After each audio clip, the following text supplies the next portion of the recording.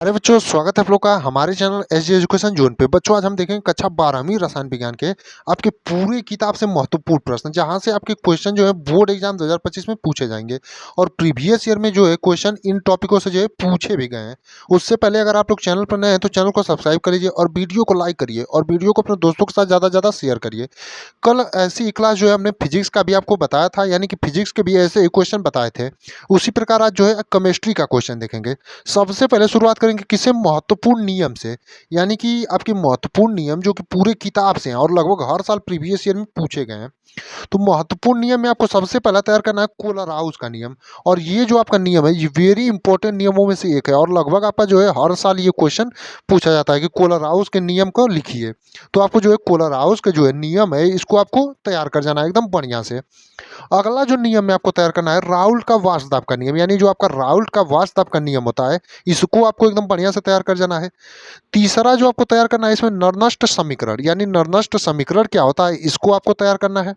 चौथा जो है आपका अर्हेनीय समीकरण, यानी कि आपका अर्हेनीय समीकरण क्या होता है इसको तैयार करना है।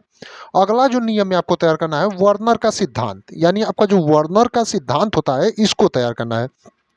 बात करें इसमें से तो आपका जो 2 से 3 नियम है जो कि आपके हर साल लगभग पूछे जाते हैं।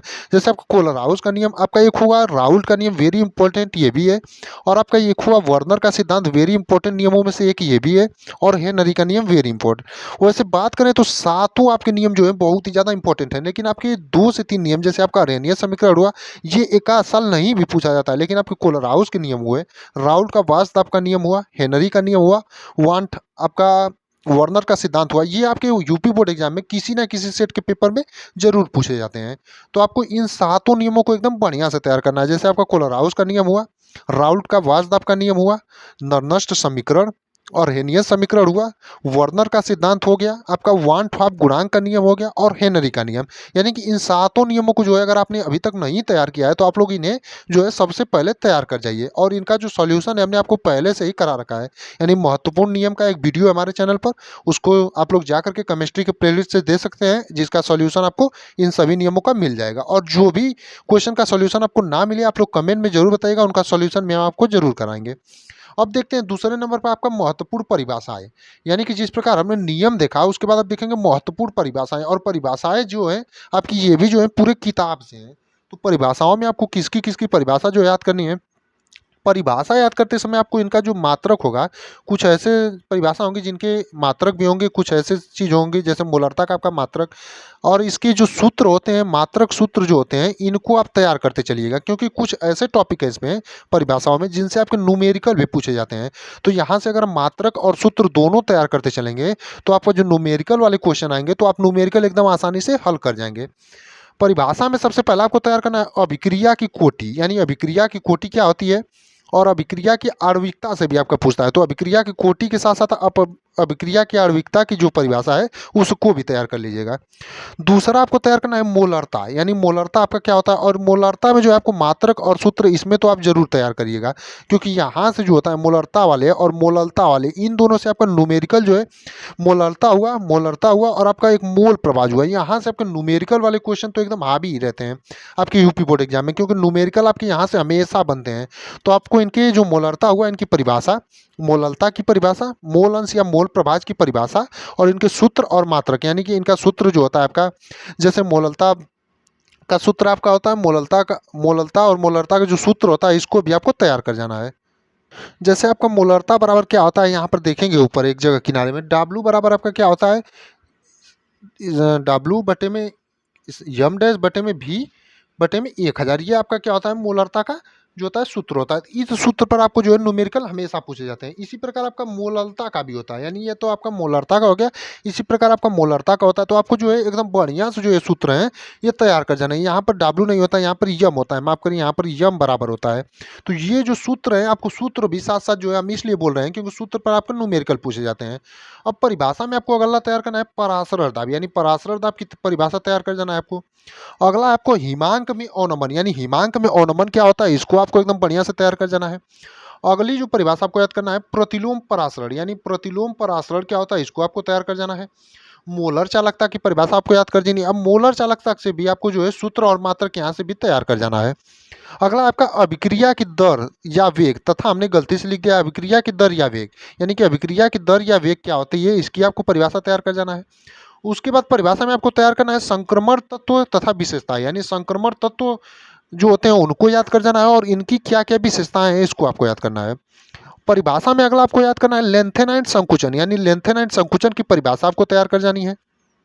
और अगला जो परिभाषा में आपको याद करना है लिगेंड की परिभाषा याद कर जानी है, यानी लिगेंड की परिभाषा।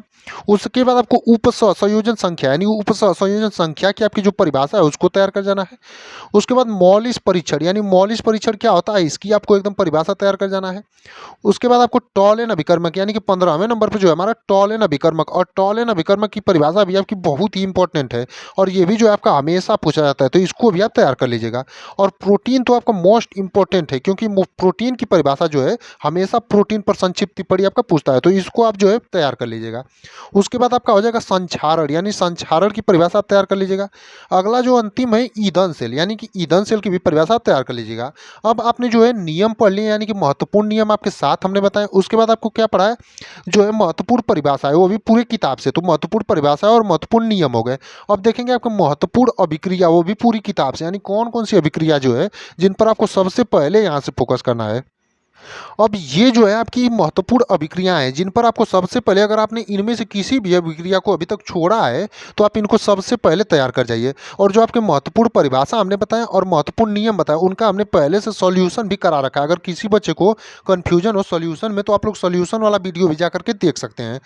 हमने पहले से ही जो सॉल्यूशन उनका अलग अलग वीडियो में करा रखा है चैप्टर वाइज। तो महत्वपूर्ण अभिक्रियाएं में आपको क्या क्या पढ़ना है, सबसे पहले आपको कैनिजारो अभिक्रिया पढ़ना है। अगर इन अभिक्रियाओं को आपको महत्व देखना है तो आप अपना प्रीवियस ईयर पेपर उठा करके देखिए, आप देख सकते हैं कितने बार ये सब ये अभिक्रिया लगातार पूछी गए हैं। तो आप लोग अपना प्रीवियस ईयर का पेपर जो है उसको उठा करके जरूर देखिएगा, तो आपको पता चलेगा। और जो भी बच्चे तैयारी करने वाले होंगे उनको तो पहले से ही पता होगा कि इन अभिक्रियाओं का कितना महत्व है। तो आपको सबसे पहले तैयार करना है कैनिजारो अभिक्रिया, यानी कैनिजारो अभिक्रिया क्या होती है इसको आपको एकदम बढ़िया से तैयार कर जाना है। और इसके जो है एक उदाहरण, 1 से 2 उदाहरण भी आपसे पूछता है। अगला आपको तैयार करना है रोजन मुंड अभिक्रिया, यानी कि आपका रोजन मुंड अभिक्रिया क्या होती है। और ये जितनी अभिक्रिया हम आपको बता रहे हैं इन सभी अभिक्रियाओं का जो हमने सॉल्यूशन वीडियो भी पहले से बना रखा है। अगर आपको सॉल्यूशन देखने में कोई यानी करने में कोई प्रॉब्लम हो तो आप लोग जो है हमें कमेंट में जरूर बताइएगा, इनका आंसर वाला लिंक जो है वीडियो का लिंक हम आपको दे देंगे। तीसरा आपको तैयार करना है सेंडमायर अभिक्रिया, यानी कि कैनिजारो रोजनमुंड के बाद आपको सेंडमायर अभिक्रिया। उसके बाद आपकी होगी वुटज फिटिंग अभिक्रिया। और आपको बता दें वुटज फिटिंग अभिक्रिया तो वेरी इंपॉर्टेंट अभिक्रिया में से एक है आपकी वुटज अभिक्रिया और वुटज फिटिंग अभिक्रिया, यानी कि ये दोनों, यानी कि ये जो दोनों अभिक्रिया लगभग हर साल आपकी पूछी जाती हैं। अगला जो आपको तैयार करना है अभिक्रिया में वो है फ्रीडल क्राफ्ट अभिक्रिया, यानी क्या होती है फ्रीडल क्राफ्ट अभिक्रिया, आपको इसको तैयार कर जाना है। और इनके आपको उदाहरण भी बताने रहते हैं, जैसे अभिक्रिया किस प्रकार पूर्ण होती हैं ये आपको बताने रहते हैं। और ये हमने जो है एकदम बढ़िया से आपको वीडियो में बता रखा है अपने पहले से ही। अगला आपको तैयार करना है रीमर टीमन अभिक्रिया। और रीमर टीमन अभिक्रिया भी एक बहुत ही ज़्यादा इंपॉर्टेंट अभिक्रिया है और लगभग आपके यूपी बोर्ड एग्जाम में आप प्रीवियस ईयर का पेपर उठा के देखेंगे तो रीमर टीमन अभिक्रिया जो है बार बार पूछी जाती है। तो रीमर टीमन अभिक्रिया को भी आप लोग एकदम बढ़िया से तैयार करिएगा। अगला यानी 8वें नंबर पर आपको तैयार करना है हेलो फॉर्म अभिक्रिया, यानी हेलो फॉर्म अभिक्रिया भी आपको एकदम बढ़िया से तैयार करनी है। इसमें जितनी भी अभिक्रियाएं हैं जिस पर हम वेरी इंपॉर्टेंट नहीं लिख रहे हैं उनको भी आपको गौर करना है, क्योंकि वेरी इंपॉर्टेंट उन्हीं अभिक्रियाओं पर लिख रहे हैं जैसे कि जो लगातार पूछी जाती हैं, किसी साल गैपिंग नहीं है। इसीलिए आप लोग जो है सभी अभिक्रियाओं को पहले तैयार करिएगा, क्योंकि पूरे किताब में आपकी इतनी अभिक्रियाएं नहीं है, इससे ज़्यादा हैं। लेकिन हमने इनको ही सिर्फ क्यों नोट किया है, क्योंकि ये जो है आपकी बहुत ही ज़्यादा महत्वपूर्ण है। अगला आपको तैयार करना है गाटर मान अभिक्रिया, यानी गाटर मान अभिक्रिया क्या होती है इसको आपको एकदम बढ़िया से तैयार कर जाना है।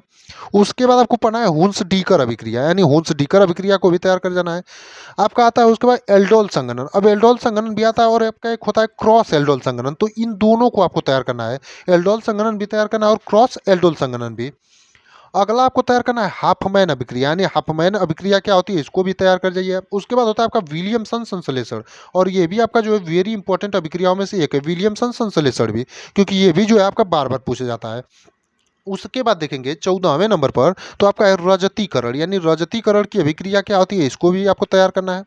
अगला आपका कार्बिलेमिन अभिक्रिया है। तो कार्बिलेमिन अभिक्रिया भी आपका बहुत ही इंपॉर्टेंट अभिक्रियाओं में से एक है और लगभग हर बार पूछी जाती है। नेक्स्ट देखेंगे 16वां, तो कोल्वे सीमट अभिक्रिया, यानी कोल्वे सीमट अभिक्रिया क्या होती है, इसको भी आप लोग एकदम बढ़िया से तैयार कर जाइएगा। उसके बाद है आपका ईटाड अभिक्रिया, तो ईटाड अभिक्रिया भी आप एकदम बढ़िया से तैयार करिएगा। अगला है पार्किन अभिक्रिया। बाकी 18 अभिक्रियाएं जो थी आपकी पूरे किताब से जो महत्वपूर्ण थी, जिनको हमने आपको बता दिया है, तो आप लोग उम्मीद करते हैं कि वीडियो आपको एकदम बढ़िया लग रहा होगा और इंटरेस्टिव लग रहा होगा। तो हमने अब तक क्या पढ़ा, महत्वपूर्ण अभिक्रिया आपका हो गया, महत्वपूर्ण परिभाषाएं हो गया, और आपका महत्वपूर्ण नियम। अब देखेंगे आपका महत्वपूर्ण बनाने की विधि, यानी बनाने की विधि वाले जो क्वेश्चन है आपको कौन कौन से तैयार करने हैं, क्योंकि बनाने की विधि से भी आपके जो क्वेश्चन है लॉन्ग आंसर में हमेशा पूछे जाते हैं।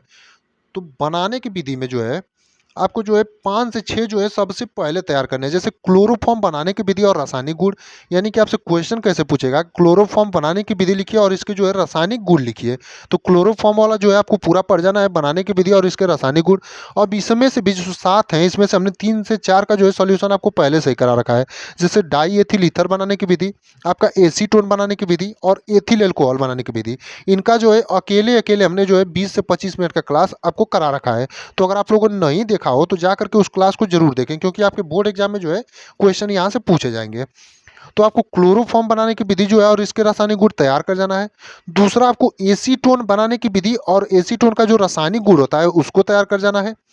तीसरा आपको पूछता है हैबर विधि द्वारा अमोनिया का निर्माण, यानी जो आपका हैबर विधि द्वारा जो है अमोनिया बनाना निर्माण और इसके जो है रासायनिक गुण।